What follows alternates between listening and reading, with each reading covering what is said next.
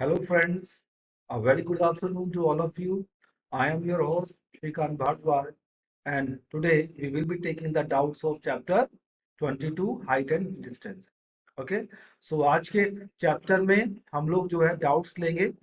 Okay, जो हमारे students हैं, whatever doubts, dilemmas they have got in their mind, we will solve them.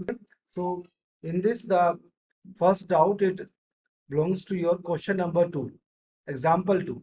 Okay, example 2 we are having first doubt. So let's see. According to the question number 2, the angle of elevation of the top of a tower at a distance of 120 meter from its foot on a horizontal plane is found to be 30 degree. Find the height of the tower. Okay, so this is the example 2. This is your example 2. Now, according to the question, अगर हम question को यहाँ पर follow, then the angle of elevation of the top of a tower. Okay, so first of all, let us draw a tower, and according to the question, the angle of elevation of the top of a tower at a distance of 120 meter from its foot on a horizontal plane. So let us take this distance from the foot of the tower and we will join this as a line of sight. Okay, now in this, let us say this triangle is your A, B and C is the triangle. Question ने हमें क्या दिया है? Tower at a distance of 120 meter from its foot. It means BC आपको कितना दिया हुआ है? 120 metres.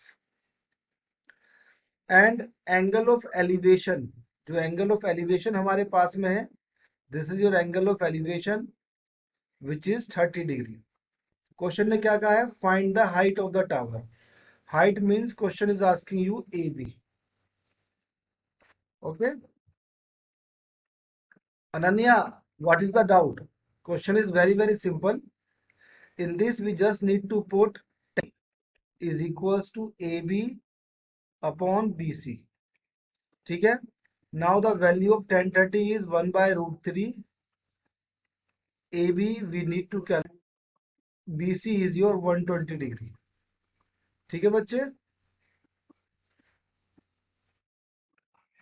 Right? Now it implies that AB will be equals to 120 by root 3. Okay?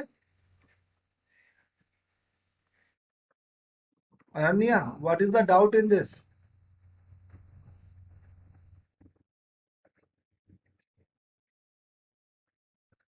Okay, question है भाई 120 को रूट 3 से डिवाइड कैसे करेंगे? देखो बेटा, इसके दो अप्रोच आप जो है यूज कर सकते हो, मेरी बात समझना. ठीक है ना? टू जो आप इसमें यहाँ पर यूज कर सकते हो, कोई वो नहीं है इशू. देखो, आपका जो भी डाउट है, जैसा भी डाउट है, यू आर मोस्ट वेलकम. ठीक है ना? ये कभी मत जो है सोचिएगा कि ये छोटा डाउट है या मेरी बहुत इजी चीज पूछ रही हूँ. ऐसा कुछ नहीं है. You are free to ask anything. अब देखिए, इसके दो मेथड हैं. अगर सॉल्व करूँ यहाँ पर, आप कह रहे हैं कि भैया सिंप्लीफिकेशन में इशू आ रहा है. सो देखिए, 120 by root 3, what we can do, हम लोग बेटा इसे रेशनलाइज कर दे. तो अगर हम इसे रेशनलाइज करें तो देखो क्या होगा. ये हो जाएगा 120 इंटू रूट 3 अपॉन 3. 3 वन जा 3 और 3 40 जा. So you are having 40 into root 3. Ananya ठीक है? तो 40 root 3, this will give you the answer. ठीक है ना? Maximum to maximum what you 40 into 1.732.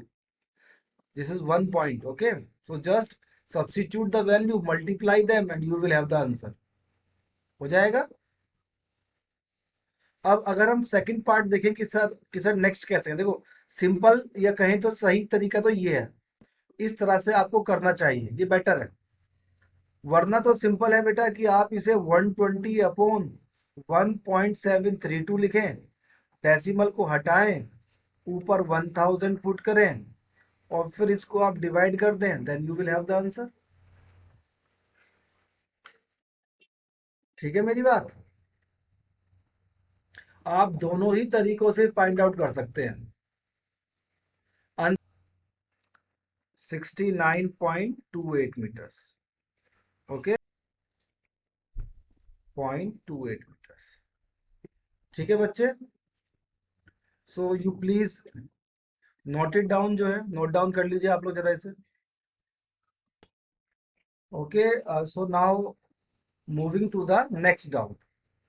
अगर हम नेक्स्ट डाउट के बारे में बात करें तो we have got example number 3। Okay, example number 3 हमारा नेक्स्ट डाउट है। A guard observes an enemy boat from an observation tower at a height of 180 meters above the sea level to be at an angle of depression of 29 degree. ठीक है ना? तो again एक उसमें क्या आ गया है कि you are having a guard, एक गार्ड है, ठीक है, और सिटिंग कहां पर है? टावर पर, ठीक है ना, up to the roof of the tower. Sitting कहां पर है? टावर के टॉप पर। तो सबसे पहले हमें एक टावर यहां पर ड्रॉ कर लेते हैं। मान लीजिए कि this is a tower. Okay, और उसने कहा है a guard observes an enemy boat from an observation tower at a height of 180 meters above the sea level. और ये यहाँ पर एनिमी बोट मान लेते हैं, जहां पर दुश्मन की नाव है आपके। ये देखिए, ठीक है, इसको नाम दे देते हैं एक्स, वाई एंड जेड। अभी हम लोग काम कर रहे हैं फर्स्ट कंडीशन। तो फर्स्ट कंडीशन को अगर आप ध्यान से देखें तो क्वेश्चन ने क्या कहा है? The tower is at 180 meters above the sea level. Sea level से 180 मीटर्स अबव है। तो अगर वो सी लेवल से 180 मीटर्स अबव कह रहा है, तो इसका मतलब एक्स वाई जो है ये क्या हो जाएगा आपका? This is 180 meters. अच्छा, साथ में क्वेश्चन देखो क्या दिया है आपको? The angle of depression of 29 degree कह रहा है। एंगल कैसा है? 29 डिग्री। बट डिप्रेशन क्या है भाई? यहाँ पर जो ये एक्स पॉइंट है, यहाँ पर आपका जो है गार्ड है। सो सबसे पहले क्या काम करेंगे? हम एक पैरेलल लाइन ड्रॉ करेंगे यहाँ पर और नाम दे देंगे पी एक्स। ठीक है ना? ध्यान रखिएगा ये जो पी एक्स है it is parallel to Z Y. ये पी एक्स जेड वाई के पैरेलल है। और क्वेश्चन ने क्या कहा है हमसे? Angle of depression. और एंगल ऑफ डिप्रेशन कितना दिया है ये देखिए, दिस इज योर 29 डिग्री। अब अगर आपको ये रहा ना बेटा एंगल ऑफ डिप्रेशन, ये देखिए ना, हाँ, नहीं नहीं, वो तो हमने बाई कंस्ट्रक्शन किया है। क्योंकि देखो जब उसने एंगल ऑफ डिप्रेशन कहा है तो डिप्रेशन का एंगल कहां से होगा? आप खुद सोचिए, डिप्रेशन का एंगल कहां से बनेगा? टॉप ऑफ द टावर से बनेगा ना। ठीक है, कोई डाउट तो नहीं है और किसी को? भाई आपका जो भी एंगल फॉर्म होगा, चाहे वो एलिवेशन हो या फिर डिप्रेशन हो, उसमें आपको जो है ध्यान रखना है कि आपको एक हॉरिजॉन्टल लाइन चाहिए होगी which will be parallel to the X axis, या फिर कहें तो हॉरिजॉन्टल सरफेस के पैरेलल। ठीक है?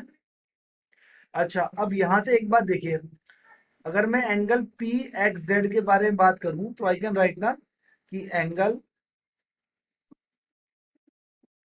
Y Z X is equals to angle P X Z is equals to 29 degree. कह सकता हूं ना? देखो ध्यान से, ऑल्टरनेट इंटीरियर एंगल्स है, ऑल्टरनेट इंटीरियर है ना ये। तो अगर वो 29 है तो अब ये भी कितना हो जाएगा? 20। 9 डिग्री। क्लियर है? और ये आपका 90 डिग्री है। आई थिंक यहां तक कोई नहीं है इशू। चलिए आगे मूव करते हैं। अब देखिए क्वेश्चन में फर्स्ट पार्ट की बात करते हैं। फर्स्ट पार्ट को सिखा है calculate to the nearest meter the distance of the board from the foot of the observation tower. तो बहुत ही सिंपल है। इट मीन्स अगर हम यहाँ पर फर्स्ट पार्ट के बारे में बात करें तो क्वेश्चन आपसे क्या पूछ रहा है? Z Y. ये तो पूछा है उसने कि जेड वाई निकालिए। अब ये एंगल 29 है, परपेंडिकुलर आपके पास में है। अगेन क्या लगा दीजिएगा? Tan 29 degree is equals to X Y upon Z Y. अब एक्स वाई की वैल्यू कितनी बेटा? 180 अपॉन जेड वाई। ठीक है।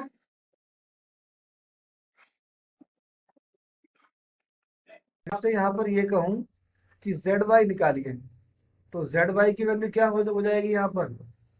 जेड वाई हो जाएगा आपका 180 टेन 29 डिग्री। ठीक है, ओके। अब इसको जो है सॉल्व कर लीजिए। अब देखिए अगेन वही वाली बात है, टेन 29 डिग्री की वैल्यू आप लोग याद नहीं करेंगे। ये वैल्यू आपको या तो ट्रिग्नोमेट्रिक टेबल से निकालनी है या क्वेश्चन आपको देगा। फिलहाल के लिए मैं मेंशन कर रहा हूं, दैट इज 0.554। 1029 डिग्री मिल जाएगा हमें 180 अपॉन 0.554, 324.909। तो अगर आप इसे राउंड ऑफ करें नियरली 325 मीटर्स पार्ट आपका यहाँ पर ओवर होता है। Now moving to the second part. Second part ने क्या कहा है? After some time, this is your second part, after some time it is observed that the boat is 200 meter from the foot of the observation tower, calculate the new angle of depression। देखिए after some time जैसा कि हमें था मालूम, enemy कहां पर था? Eight point Z पर था। इनिशियल पार्ट में एनिमी की लोकेशन क्या थी? At point Z. अब एनिमी बोट जो है it is moving towards the tower. Tower क्या है? X Y. तो उसने कहा है कि आफ्टर सम टाइम, तो आफ्टर सम टाइम मैं कहता हूं कि आफ्टर टी टाइम, आफ्टर जो है टी टाइम, अब जेड ना लोकेशन होकर क्या बन गई है? लोकेशन क्यू मान लेते हैं। ठीक है ना? अब एनिमी की बोट कहां पर है? क्यू पॉइंट पर। अब क्यू पॉइंट पर है, क्वेश्चन ने आपको दिया है it is observe that the board is 200 metres from the foot of the tower, यानी क्यू वाई की 200 metres. Calculate the new angle of depression. क्या पूछ रहा है वो? Calculate the new angle of depression. So let me say कि ये new angle of depression phi है। क्या है? फाई। तो यहां पर एंगल ऑफ एलिवेशन भी क्या बन जाएगा? फाई। क्लियर है? देखो बच्चों, जब लाइन ऑफ साइट चेंज हो जाएगी तो एंगल ऑफ एलिवेशन और डिप्रेशन भी तो चेंज होंगे।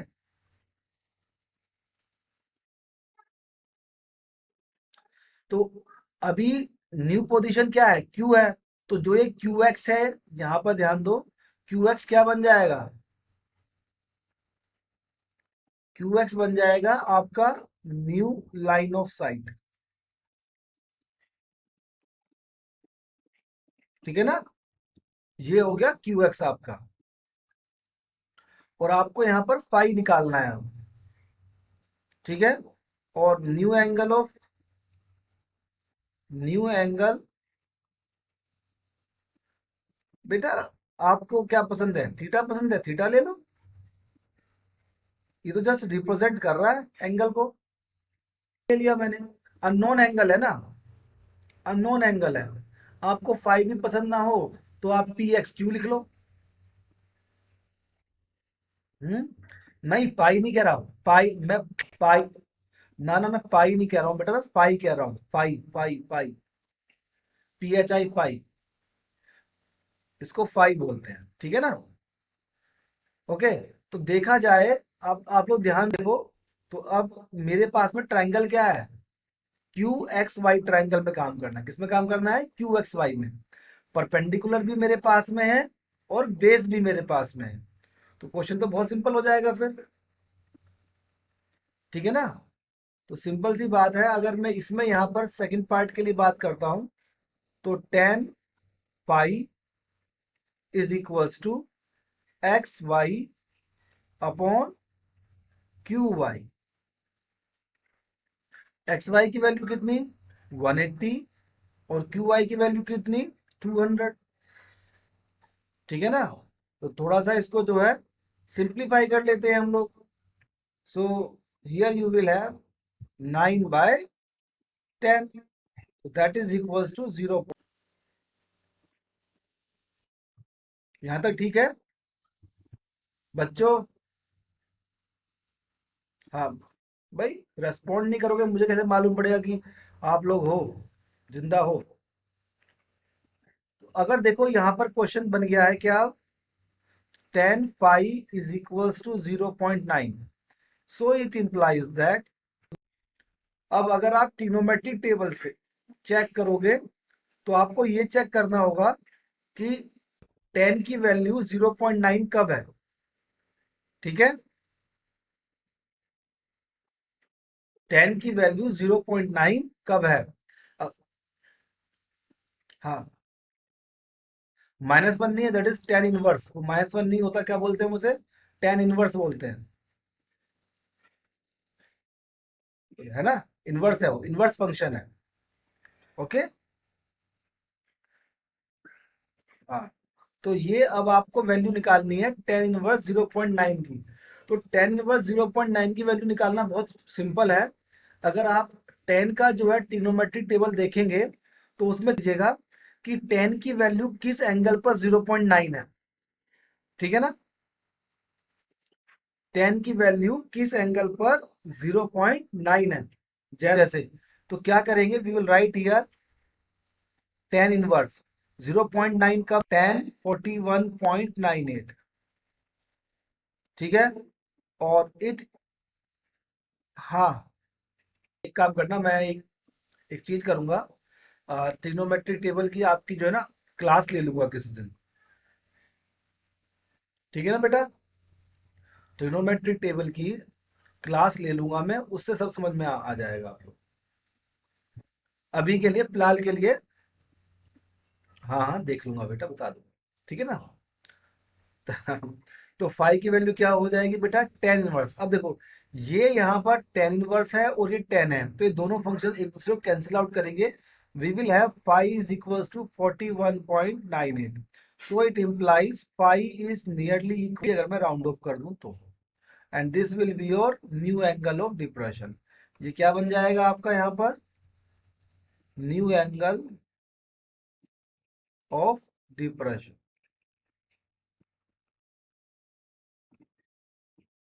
या एलिवेशन, एक ही बात है। क्लियर है।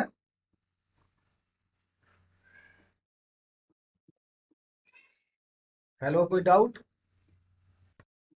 ओके, तो नेक्स्ट डाउट, डाउट है बेटा।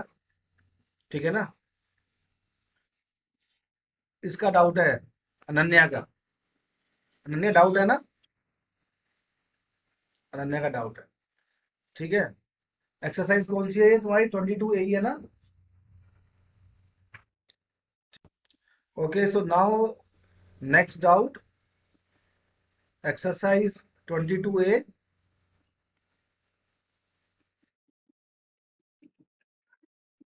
Question number 6।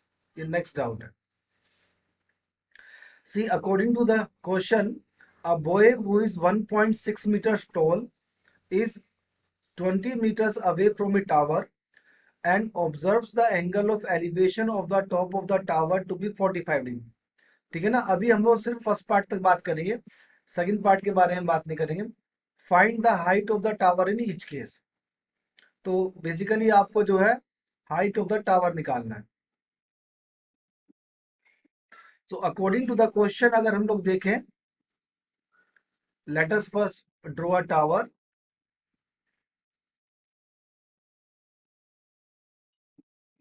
एक टावर कर लेते हैं ड्रॉ, ये बेस मान लेते हैं, और एक यहां से हाइपोटेन्यूज या फिर करें तो लाइन ऑफ साइट। अगेन नाम दे देते हैं पी क्यू एंड आर। ठीक है, तो अकॉर्डिंग टू द क्वेश्चन, जो क्वेश्चन ने हमसे कहा है, उसने कहा है a boy 1.6 metre tall is 20 meters away from a tower and observes the angle of elevation।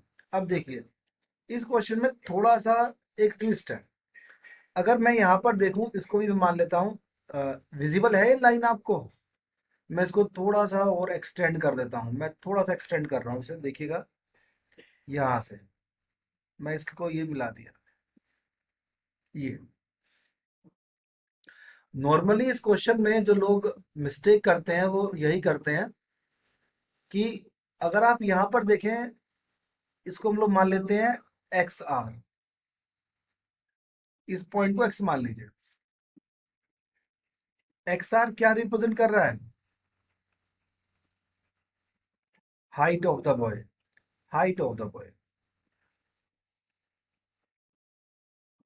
ठीक है, अब इस क्वेश्चन को हम दो अप्रोच से कर सकते हैं। एक अप्रोच तो ये है कि आप कहें कि बॉय कहां पर है? आर पॉइंट पर है। अगर मैं ये आप लोगों से कह रहा हूं कि बॉय आर पॉइंट पर है, तो इसका सिंपल सा मतलब है कि I am neglecting the height of the boy. ध्यान रखिएगा, क्या कर रहा हूं मैं यहां पर? I am neglecting the height of the boy. अगर मैं कहता हूं boy is at R, but इस क्वेश्चन में मुझे हाइट ऑफ द बॉय दिया हुआ है जो क्या है 1.6 मीटर है, इसलिए मैं यहाँ पर उसकी हाइट को नेग्लेक्ट नहीं कर रहा हूं, और वो एक्स आर है आपके पास में। तो देखा जाए तो ये आरबी जो है, ये लाइन ऑफ साइट नहीं है। आपकी जो यहाँ पर लाइन ऑफ साइट बनेगी वो क्या होगी? From this point X to P. समझ पा रहे हैं आप इस बात को? ये यहाँ पर आपको लाइट देगा, ये थोड़ा सा वेरिएशन है, और यहां से एक हॉरिजॉन्टल बना दीजिए इस तरह से। ठीक है, क्लियर हो पा रहा है? और इसको हम लोग जो है नेम दे देते हैं, पी क्यू आर हो गया, एक्स और वाई मान लेते हैं। ध्यान रखिएगा कि ये जो एक्स वाई है, it will be parallel to R Q, ये आर क्यू के पैरेलल। ठीक है, और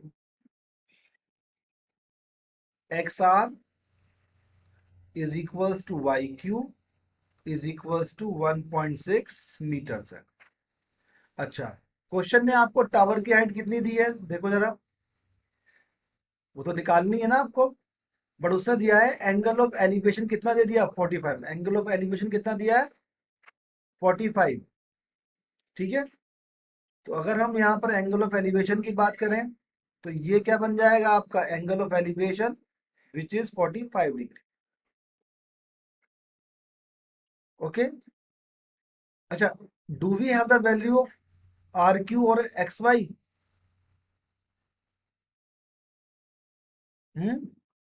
20 मीटर्स, तो यहाँ पर 20 है।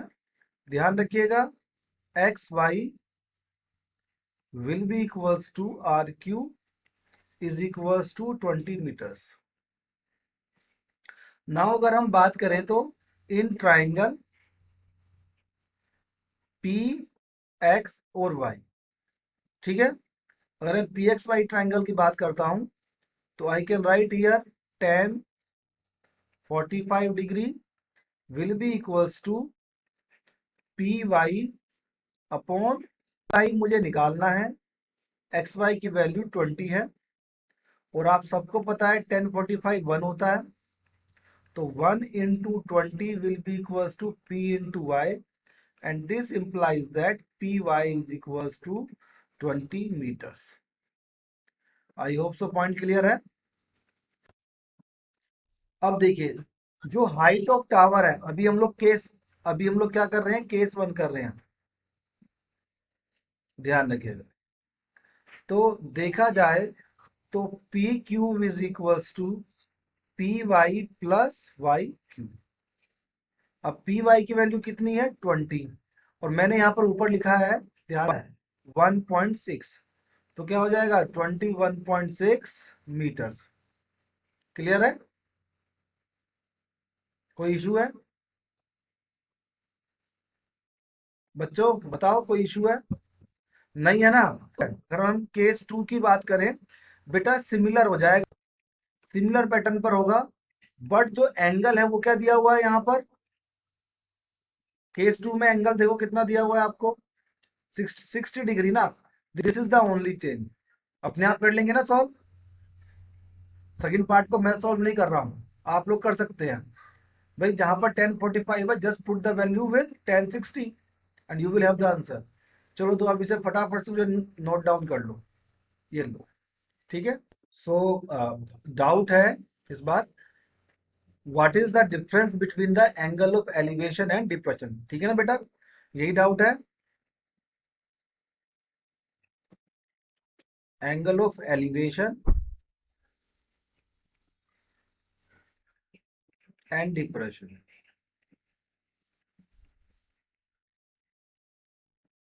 देखिए बात समझिए, राइट ऑब्जर्वर,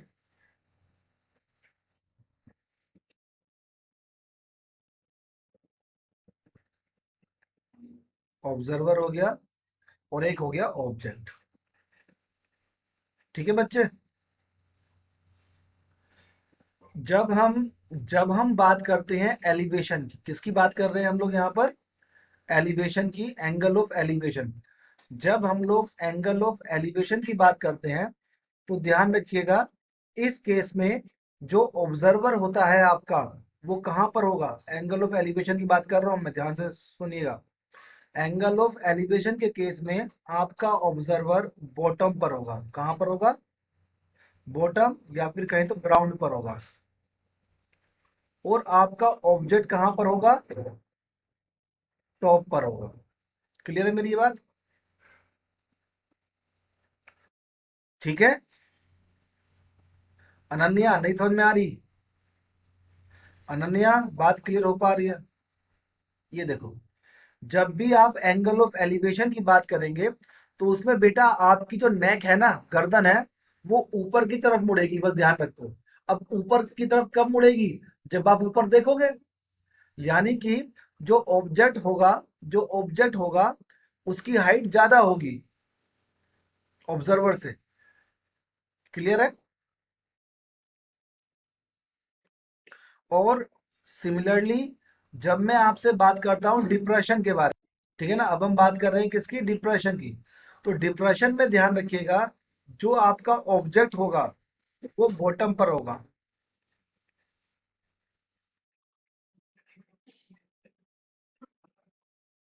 और जो ऑब्जर्वर होगा वो टॉप पर होगा। यानी कि आप ऊपर से नीचे की तरफ देखेंगे। क्लियर है? जैसे आप छत पर खड़े हो जाएं और आप सड़क पर किसी को देखने लगे, तो वो क्या बन जाएगा आपका? एंगल ऑफ डिप्रेशन बन जाएगा। ठीक है ना भाई? एक यहां पर देखो, मैंने कहा कि ये यहां पर क्या है? ऑब्जेक्ट है, और यहां पर ऑब्जर्वर है। अब खुद जरा सोच कर बताओ कि इन दोनों के बीच में अगर मैं कहता हूं ये लाइन ऑफ साइट हो गई, तो ये जो लाइन ऑफ साइट है, इससे जो ये एंगल बन रहा है, कौन सा एंगल होगा यहाँ पर? Which angle? Which type of the angle it is?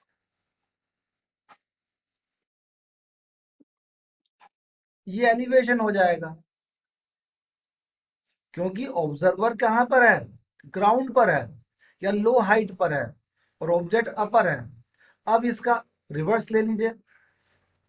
अब इस बार आपने कहा कि भैया यहां पर ऑब्जर्वर है और आपका ऑब्जेक्ट नीचे है जिसको आप देख रहे हो, तो लाइन ऑफ साइट ये रहेगा, बट डायरेक्शन क्या रहेगा इस बार? Towards the ground. अब जब यहां से आपको एंगल ऑफ डिप्रेशन बनाना है, this will give you the angle of depression.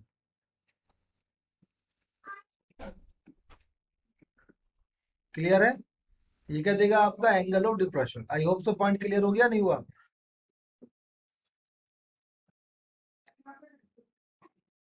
ठीक है ना। सिंपल सा कंसेप्ट है। जब आप नीचे से ऊपर की तरफ देखते हैं, okay, now new doubt, question number 7, exercise 22A only, question number 7. It states that the upper part of a tree broken over by the wind makes an angle of 45 degree with the ground, and the distance from the root to the point where the top of the tree touches the ground is 15 meters. What was the height of the tree before it was broken? कहने का मतलब क्या है कि आपको एक tree मानना पड़ेगा, और उस ट्री जो है क्या हुआ है, बिकॉज ऑफ विंड वो ब्रेकअप हो गया है, वो टूट गया है। मान लेते हैं ये आपका ट्री है, ए बी को आप ट्री मान लीजिए। क्वेश्चन ने यहाँ पर ये कहा है broken over by the wind makes an angle of 45 degree. ये मैंने net height of the tree माना, टोटल हाइट। और अगर मैं यहाँ पर आपसे ये कहता हूं कि ये आपका ट्री इस पॉइंट से, पी पॉइंट से टूट गया, ठीक है, और टूटने के बाद में ग्राउंड को उसने टच किया, यहां से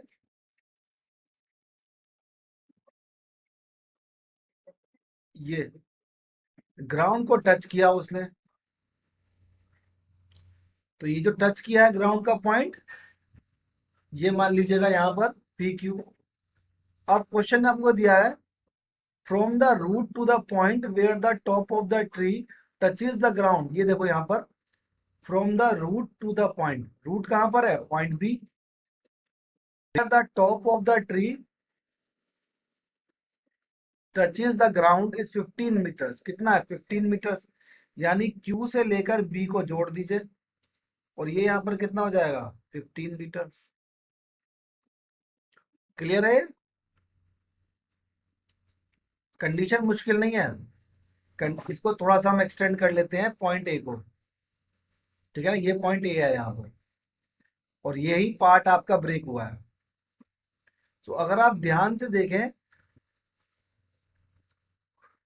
AP must be equal to QP, ठीक है ना, because broken part of the tree है।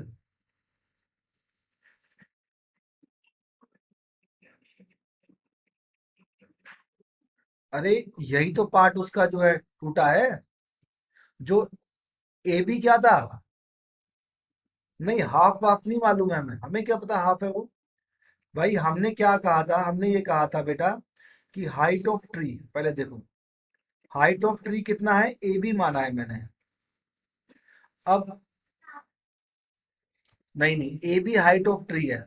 अब पी कोई पॉइंट था उसके बीच में, सेंटर पर है नहीं है, इससे कोई मतलब नहीं है।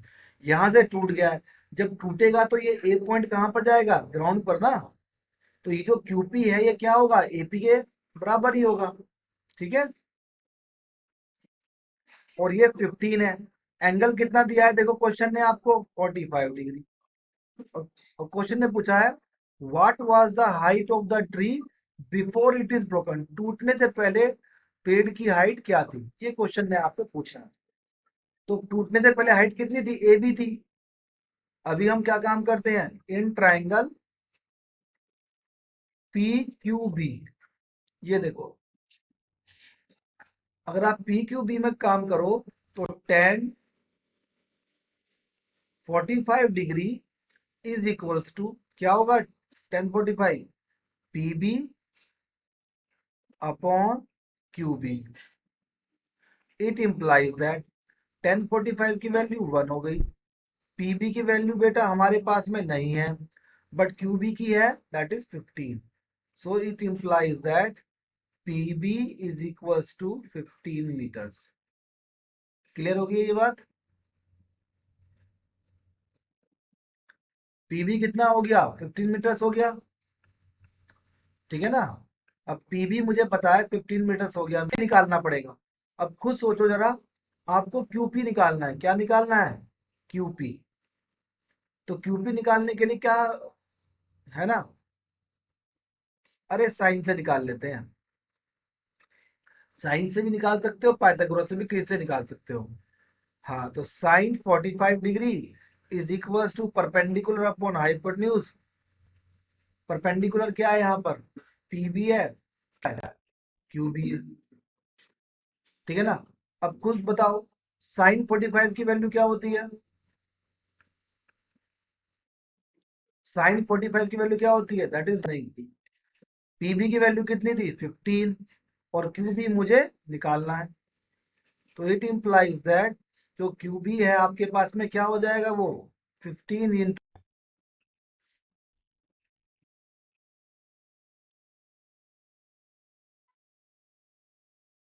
वेरी गुड, ये राज को याद नहीं है ना,